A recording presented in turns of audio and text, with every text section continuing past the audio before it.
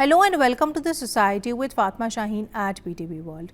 Today on our show we'll be talking about an extremely important, rather critical issue. We'll be talking about Pakistani dramas and how Pakistani dramas at a very basic level then impact the Pakistani society at large. In this regard, we'll be talking about how dramas at a very basic level then reflect that relationship between the society and of course its deeper conflicts. We'll be talking about the latest trends that we do see in the Pakistani dramas, more so how they have evolved historically over a period of time. So we do appreciate the fact that in the 70s, in the 80s as well as in the 90s we did see Pakistani dramas putting forward groundbreaking content. But is that something which has carried through all these years, more particularly in light of commercial interests? That is something upon which we'll be shedding light to. Overall, we'll be talking about the potential of Pakistani dramas to bring about and of course advocate for positive social reform.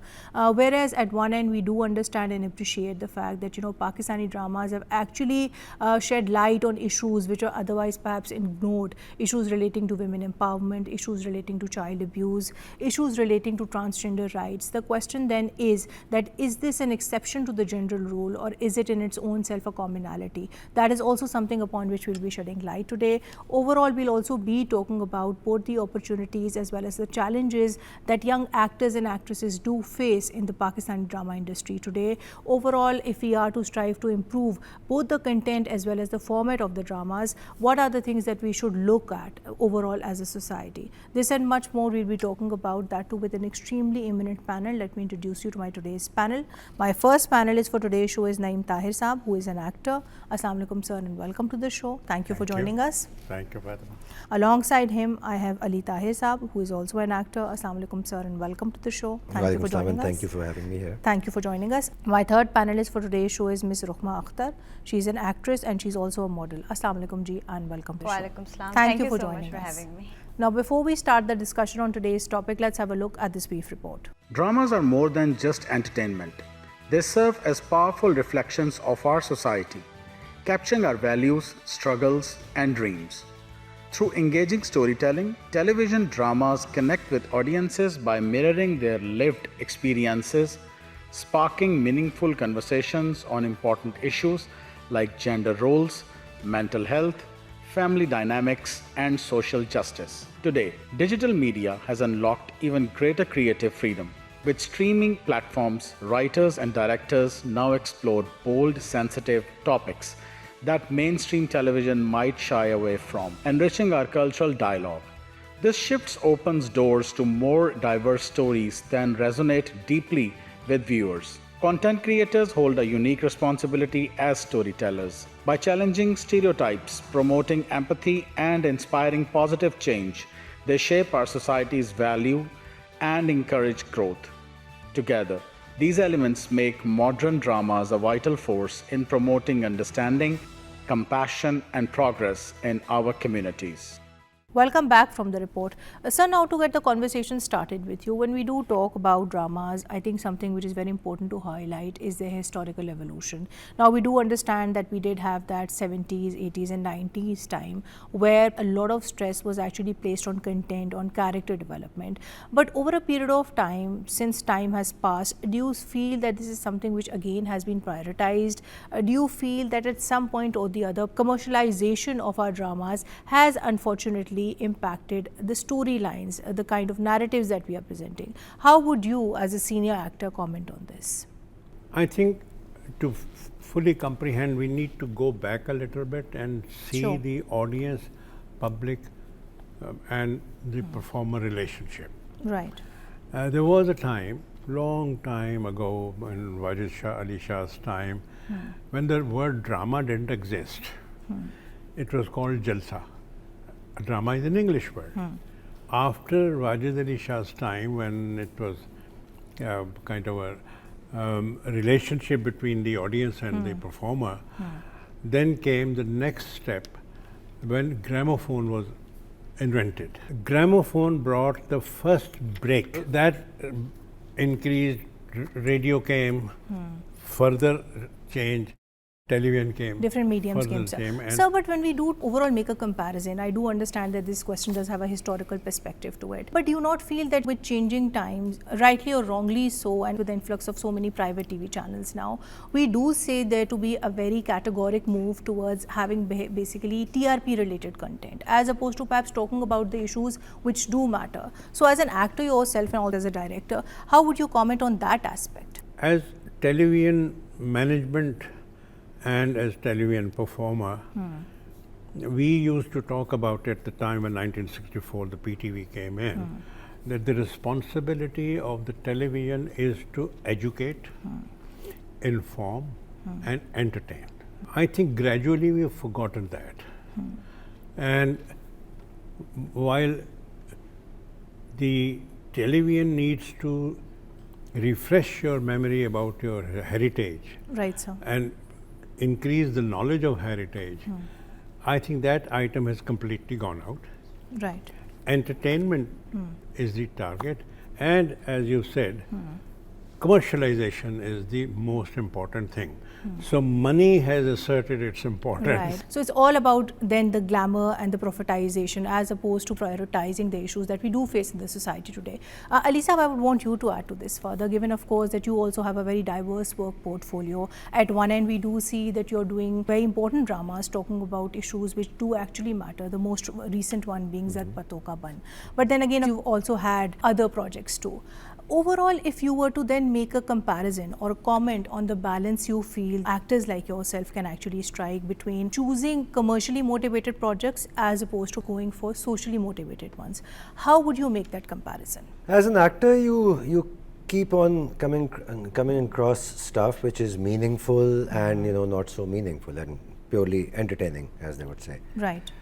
So that is something that as an actor I would always face. Every actor in the world faces that. Just having an opinion and practicing it that I'm only going to work in meaningful dramas, no, it doesn't work like that. So obviously it has to be a mix. Right. But what is the point behind the story? That is what I am interested in as an actor. Right. If it endorses, a number of social evils, then I will not be a part of it. I'll make sure I'm not there. Just because as an actor, if I play an evil or a bad character, or they call it a villain, if I do that, that doesn't mean that I'm not aware of the social impact it would have.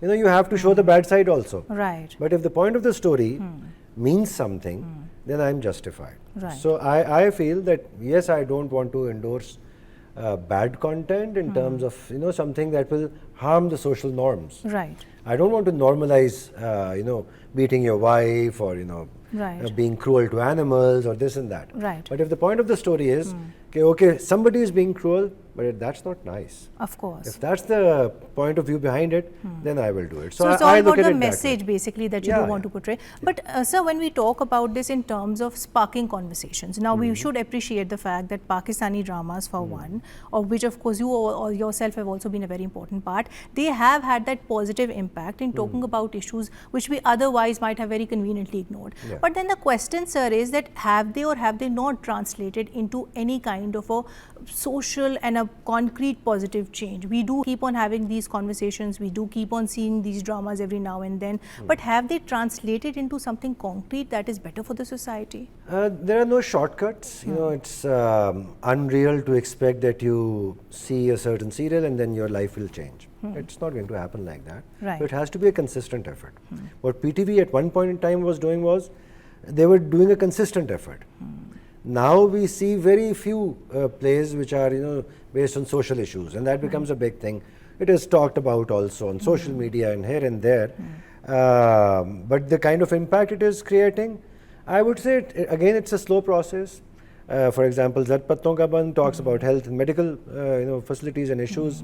I think maybe even if two people learn something out of it, I think the job is done. So we have to keep a long-term view in this and make it a practice, because that is how drama in Pakistan has thrived. Right. It has always thrived around the social issues, Right. whether it's comedy, tragedy, anything. One way or the other. Yeah, yeah. Exactly, even when it comes to comedy. I would want you to add to this. So when we do talk about this, I think more from your female and youth-centric view, because that I feel is extremely important today too. When we talk about the barriers as well as, of course, the opportunities that young female actors, actresses like yourself actually have, how would you then compare it with people who might come into the industry with a certain amount of influence? A lot of times I've interviewed actors, even models so to speak, who have made their headway into the acting industry, saying that perhaps it was more difficult for them to enter the industry just because they did not have that right push, they did not have the right connections. So how would you comment on that from your own first-hand narrative? I am an outsider, and of course I believe that being an outsider, the struggle is a little more compared to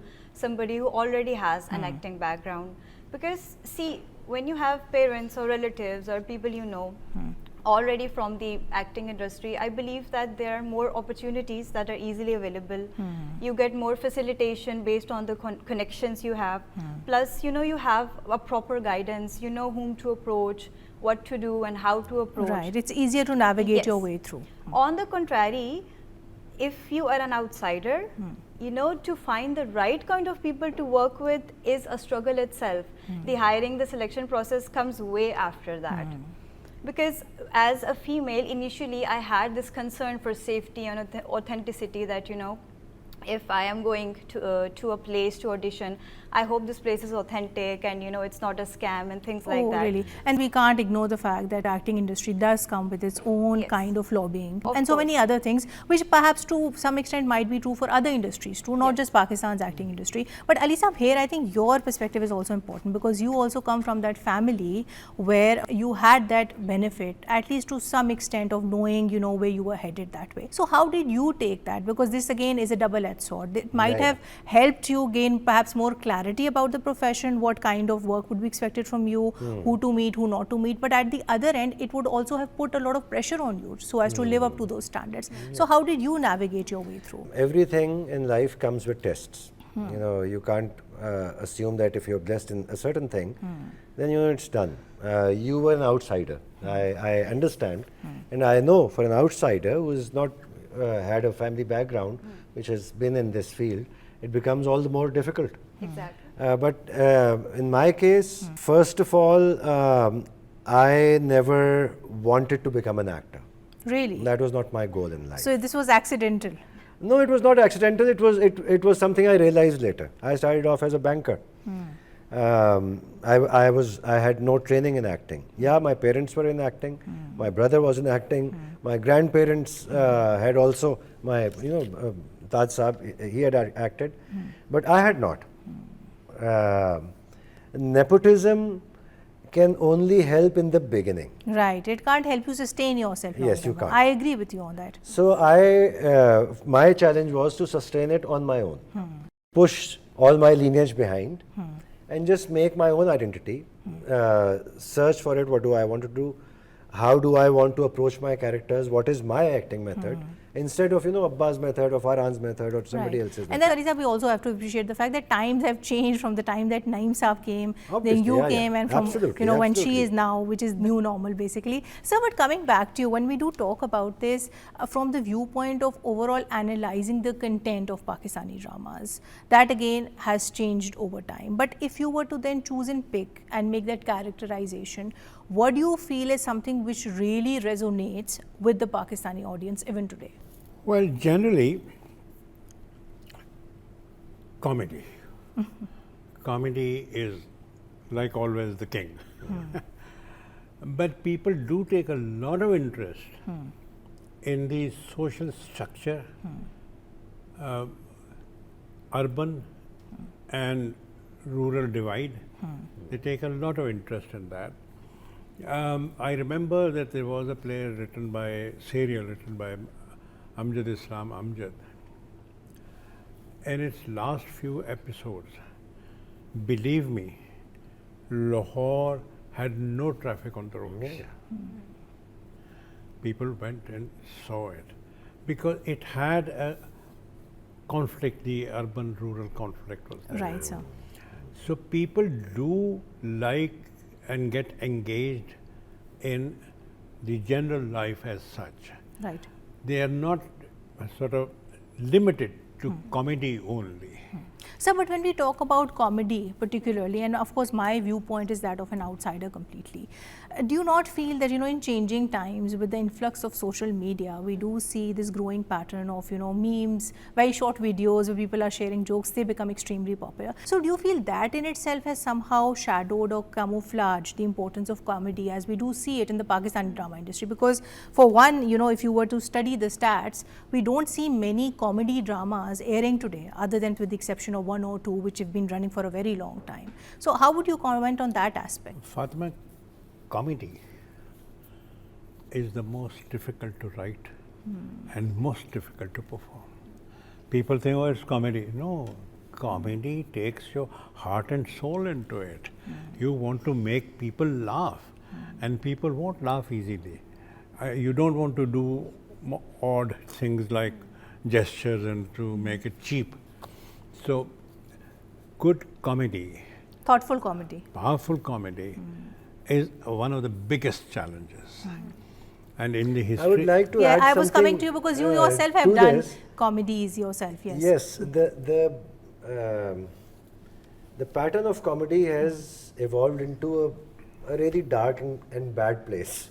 Why so? Why would you say that, Lisa? Because that it takes a lot of intellect to write good comedy. If the level of comedy is that somebody is slipping and falling, that is a different kind of approach. And what happens after he falls? How much pain is there? How is he handling? Right. That is the kind of comedy that one can relate to. And also, sir, I do feel, you would perhaps beg to differ from me on this, that it also puts a lot of stress on people like yourself. Yeah. Whether you are doing justice then to the script that has been put to you and how you are executing it. A comedy script without the actor laughing at it, when you do the first read, I think it's a bad script. So it becomes very difficult for an actor to create comedy out of something, of nothing. You can do it still. There is still margin. I would say one can't, those are creative stretch. One can still create comedy. Today, the pattern is strange, and I think one of the reasons is that there is lesser, focus on intellect. Right. No belief in comedy. They think comedy is, as you said, frivolous. Right. If you offered them I agree. 60 dramas and then this one was working, then I would say this is a brilliant comedy.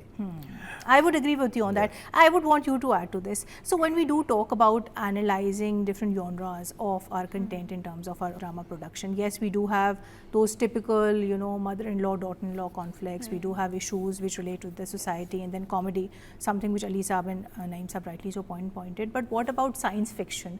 What about horror? You see, then these are the areas which we haven't touched. So as a young actress yourself, what do you feel is the potential of touching on to these new areas, even issues relating to technology, so to speak, perhaps climate change, which are the issues of the day. Yes. So do you not feel that we also have scope in terms of storytelling, in terms of character development when it comes to novel issues like these? Well, I strongly believe that nowadays the content that is shown on the television, of course, the Saas-Bahu conflicts or things like these are part of our real life. There are still certain, households where things like these happen on daily basis. It's just being overshown. There are too much of content. You switch on a channel, there's Saas-Bahu conflict going on. You switch to another one, you see extramarital affairs. Then to another one, you see a husband abusing the wife.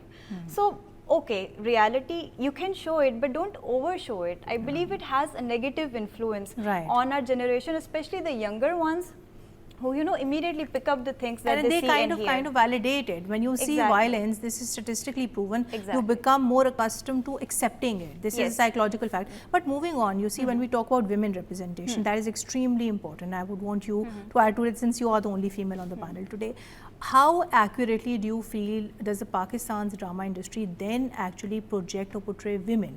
At one end, yes, we do see women, they might be battered, they might be abused, but at the other end, we can't ignore strong, empowered, positive portrayals of Pakistani women are also put forward. So overall, if you were to analyze, how accurate a depiction is it of the young contemporary Pakistani woman as she is today?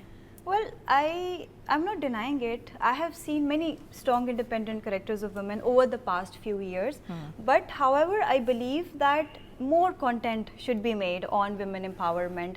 Like, I would love to see, you know, more content where they emphasize the importance of educating their daughters rather than getting them married at an appropriate age. Right. And you know, there should be content that would raise awareness on the legal, social and religious rights of women, because honestly most of the women in our society, they are not aware of their own rights. They have had dramas in the recent past. A year ago there was this very specific drama I remember, which was actually focused on talking about inheritance rights of women and how they should fill the nikah. Now I remember watching it, but then again you see this has to do with generally not tending to tilt towards dramatization of women and the way they are then, you know, portrayed.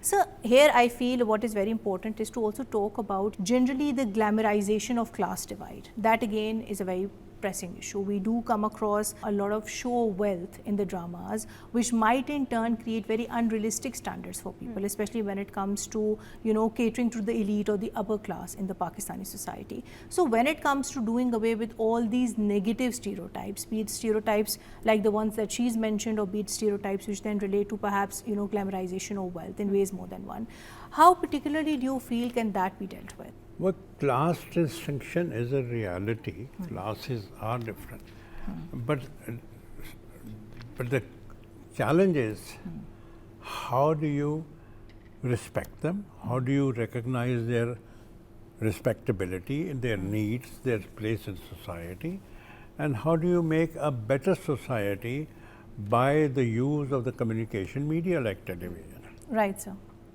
This is the challenge. I feel that right now, most of the television industry is only after one thing. That is? Commercial. They want the ads. They want to see how many clicks on the popularity rate, and that's it. While fact is that if they take a bold step and create something really substantial and relevant to society, there will be greater success. That's but true. they are not even trying that. So the focus in your view needs to change from perhaps focusing more on the issues rather than having issues which then relate with the family at large. Sir, I would want you to add to this. When we do talk about the influx of social media, do you not feel that over a period of time the way social media has changed not only the contours of the acting industry but also in terms of the way actors or actresses are casted, the way the dramas are actually marketed, that has also changed things for people like you? Not really. I have, because I haven't come from that side, you know, so it doesn't relate with me that much. I've seen people becoming, you know, mainstream actors from social media, which I think is fine if you have a talent in you. If you're good, just being on social media doesn't mean that you're a good actor. Of course. So it's a different medium. There are different challenges of both the sides. So I would say if somebody can come from there, only based on talent, most welcome. Right. Join us. But this is a different kind of medium. One more thing, one word that has been very commonly touched in this conversation is commercialism. I just want to add one thing. Like you said, that whenever you open a television channel, you see divorces and extramarital affairs and this and that. And the problem is that the channels think that people want to see this. That is their mindset. Which is absolutely rotten. Because, you know, let me quickly prove it. Our population, 66% of it is 29 or below. Right? So you're leaving that one out. The big chunk. Is that commercialism? Now you're left with 34% of the population. Half of them will be males, half of them will be females. 17%, right? If you further divide it, like half of them will be married and half of them will be unmarried. So you're left with 8%, and you think we should produce for 8%. Right. The household woman. So is this, that of course it doesn't make commercialism? sense. I agree with you on that. I agree with what Naeem Sahab also said. But then again, you see, I feel here perhaps a lot also lies on producers, directors, the kind of things that they want to put forward, and also at some level, I think, sir, maybe another way to look at this would be that, you know, if you start producing more of such content, it will get automatically more acceptability. You have to be the trendsetter that way. All these Saas Bahu conflicts and all these women dramatization conflicts at some level or the other, they have gotten popularity because people have come across them. They have been exposed to them. Fatma, we have to understand they haven't gained popularity. It's, you know, Sir, in their own way, negative stereotypes being if you enforced. talk to people, how many of people do you know who say, yes, this is what we want? Nobody says that. But they are addicted to it. They are No, addicted because to that's dramas. the only thing being Exactly. given to them. So you need to that's present it. them So with it's such not that they are That's it. addicted to it. They are only, if I keep on, if I lock you up in a room, and if I only give you dal and then I say, Fatma wants dal. No, she doesn't want dal. She wants bhindi, she wants this and that. That is the problem. Our audiences have been branded because of the channel's problem. If the channel is willing to buy this, I'll give them this. But if they want this also and that also, then I will give that. Right, sir. Ali, Sir, I you would wanted like to to add go something, please, sir. another step forward. Even the channels are not the final decision makers. So then who is? It's not the The producers. commercial advertiser. Right. Sir, I think it's a combination of everything combined. Advertiser rules. Right. I tell you, advertiser rules. I, as a current television manager, I want to see, would I get enough ads? Is my advertiser interested in it or not? That's so true. So the real decision maker is the money, is the advertiser. We have to get out of that. You have to take the lead in your hands That's so true. as the program maker. You make the program, give them the choice, leave it or take it. They will start understanding. I have walked out of commercials myself where I was told to behave in a certain way which was not natural. As the television industry, the PTV and all others have to seriously think about it, that they have a social responsibility. Right, sir. They can't, they should not survive. I think they should not survive if they don't accept the social responsibility. Right. And it has to be a collective effort at the end It of has the day. to be a collective effort. I would agree The with you. advertiser also wants to feel that he should not want just his commercial to be promoted. No, commercial should be promoted by something substantial which is being given to the people. I think there's a lot of work that needs to be done And in all this these things, direction. they can be marketed in a very intelligent way so as to make it more attractive for the audience out there. Rukhma, I would want you to add to this. When we do talk about your particular career, we also understand the fact you've had the benefit of modeling too. Now, a lot of times we see this is perhaps now the new norm. A lot of young models are actually coming into the acting industry. So, if you were to compare both your modeling career and your acting career, both in terms of perhaps creative expression and of course social acceptance, how would you make that comparison? Did your being a model in any way actually ease your transition into the acting industry? Well, modeling did help me a lot in improving myself, in improving my confidence, in a lot of grooming. But at the same time, I believe that modeling and acting, they're two different professions who require two different skills. So yes, you might get noticed, on a billboard or in any fashion film by any director, but at the end of the day, it's your acting skills that would make you sustain in the acting world. Right. Not every model can be a good actress. So yes. And vice versa. So when we do talk about, I think, beauty standards, because that again is a very pressing issue, more particularly in Pakistani youth, and I would want you to add to that. Do you not feel that somehow social media has added to the glamorization of beauty, that to acquiring unrealistic standards? And this is something that we equally see emancipating in the Pakistan's drama industry too. A lot of times you might come across characters, more particular female characters, whose beauty standards might be unmatchable, so to speak. So what responsibility then lies on actors, on overall the drama industry, when it comes to at least revisiting these ideals? Because this again, at least in my opinion, puts a lot of pressure on the Pakistani youth. I believe that people, even though in the age of social media where there's much awareness, people still get insecurities when they see a model on a cover of a magazine or they see an actor, you know, on a billboard. What they don't understand is that, you know, they might be looking perfect, but there has been a lot of work that has been done off screen. Or the picture might be very heavily photoshopped Yes, or edited. exactly. Right. There, you know, there's a group of makeup artists, stylists, photographers, editors that have, you know, made this picture look so perfect. So people don't really understand it. As an actor, as a model, I believe promoting realistic standards of beauty and, you know, not getting into those aesthetic procedures and all these things, because I've seen, you know, there is this pressure to look good and perfect all the time. Right. Sir, I think you would be very glad because you came from that generation. Pressure was not that much compared to what, you know, she perhaps might have faced. So how would you comment on that in a comparison? I think at this time, we cannot ignore the power of the social media. See, as I said, first audience and performer got separated. Then television came in. There was still a collective, at least family could see. Now the social media has brought the show into your hands right now. Now it is each individual making his own reactions, making his own decisions.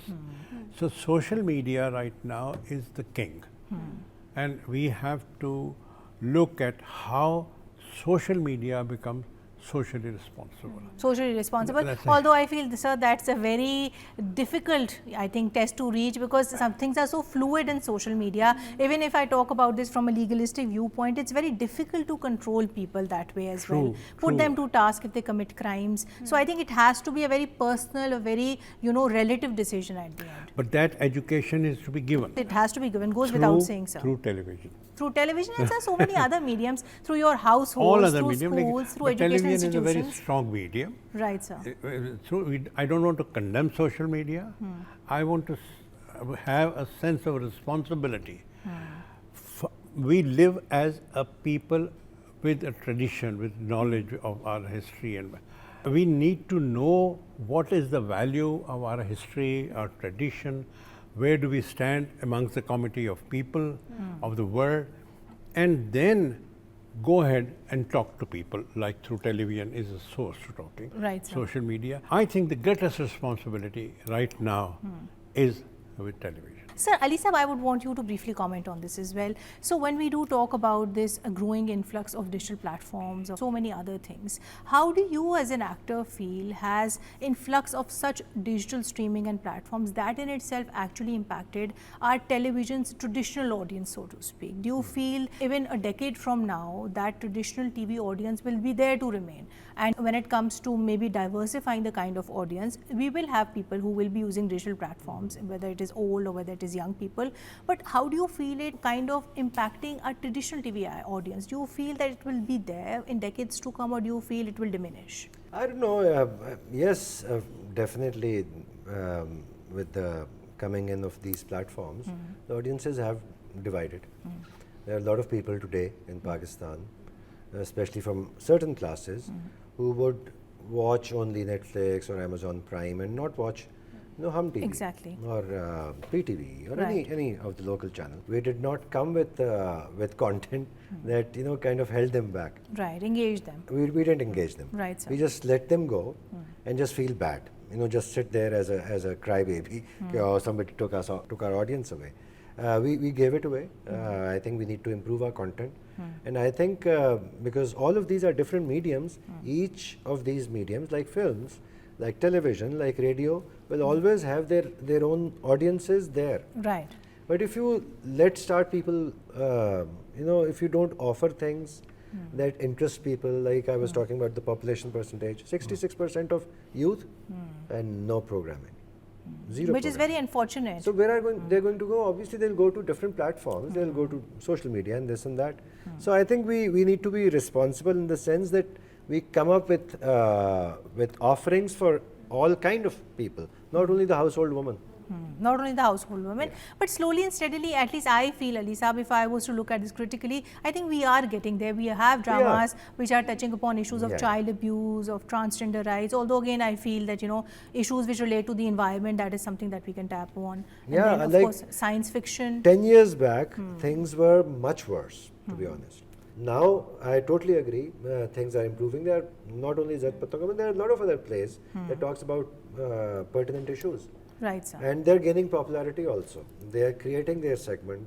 I think they will create their own viewership if you keep on making it. Right, Ali Saab, your point is noted, on which I'll come to you, sir, and moving towards the end of the show. So all in all, to wrap up today's conversation, if we are to move towards improving overall our Pakistani dramas, what are the changes you feel that we do need to advocate for, prioritize in terms of our content, in terms of our format, and how do you propose can this practically be done? Do you not feel here that perhaps we do need a more collaborative and an integrated kind of an approach, where we not only take the channel heads along, but we also take producers, directors, even actors along with us in this entire journey? So how would you comment on this? Well, offhand, I think that all the major television networks, they need to set up a set of very responsible writers who line up what are the major issues we want to tackle, and specifically ask writers to write on those issues and then present it. Right. And also do a PR with the commercial advertiser that this is what we are going to do, and it is your responsibility also to cooperate with us. Right. You will see the trend change. You'll see the trend change, because when there are 10 dishes here on the table to eat, and you find that one dish is beneficial for my health, so you would take that. Right. This is exactly what Ali Saab also rightly so mentioned. Ali Saab, so when we do talk about this, and from your perspective, I do understand that from acting you've also shifted towards direction production. So what responsibility, heightened responsibility, so to speak, would lie on directors and producers like yourself, so as to put forward such narratives, so as to make people perhaps more acceptable to them? Because this, right, you know, something which Naeem Saab rightly so pointed towards, is a collective effort at the end of the day. Well, on directors and producers, of course, because they are the ones who are bringing something to life. Right, sir. So they have to make sure what the acceptable social norms are, how to challenge norms in a way that, you know, people don't feel offended, and do it in a way that people start accepting it. So there has to be an empathy with the audience that the directors and producers need to have. You know, that connection. What matters to them should be made instead of what matters to the channel owner. Right. So that also, but again, it comes down to money. If I present something which is, you know, absolutely fantastic socially, and if the channel says that well, we don't do youth stuff, right, and then again, I'm left with no option but to I agree with you produce that kind of stuff that they want. I want to add to his suggestion. I think another thing that needs to be done at the top level is that channels need to have population segmentations. Some content for till age 5 must be made in all channels. I agree with you. And this is something that should equally reflect in programming too, sir, because we do have youth programs, we do have programs for household wives, and then we do have programs for the general population. I think that's a very valid suggestion, I sir. think compulsive segmentation. That is extremely by important. people who understand this industry. Ji, sir, please. There's a very important point which I thought I should bring up to here. Please do. Punjab government recently gave the status of industry to drama, television production and all that. Right. Why I'm saying that happens in the industry, I'm running an industry, I have a property sitting idle, I give it a security and get cash support to do what I want to do. Yeah, that's the regular business cycle. That's a regular business cycle. They have not yet practically started that. That if it actually starts, it will give you that financial freedom Right. to do more socially relevant things. Right. And It will make you more financially secure so as to be more adventurous that way with your projects. good decisions are made and shelved. Right. They need to be implemented.